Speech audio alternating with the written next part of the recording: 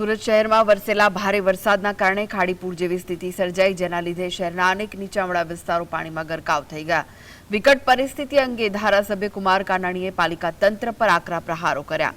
તેમણે આક્ષેપ કર્યો કે તંત્રના પાપે જ આ ખાડીપુરની સ્થિતિ નિર્માણ પામી છે.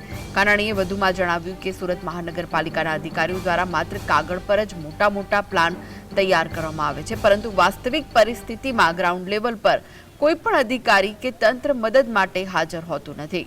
આયોજનના અભાવે સામાન્ય નાગરિકોએ હાલાકી ભોગવવી પડી રહી છે, જેને લઈને તંત્રની કામગીરી સામે ભારે રોષ જોવા મળી રહ્યો છે.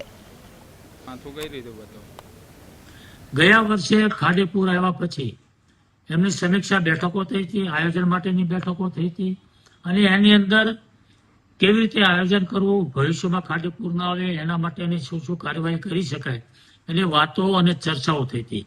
પરંતુ દુઃખ સાથે કહેવું પડે કે એક વર્ષ વીતી ગયા પછી આજે એનું શું આયોજન થયું છે, કેવી કામગીરી થઈ છે, શું કામગીરી થઈ છે, કેટલી કામગીરી થઈ છે, કોઈ વાત નથી.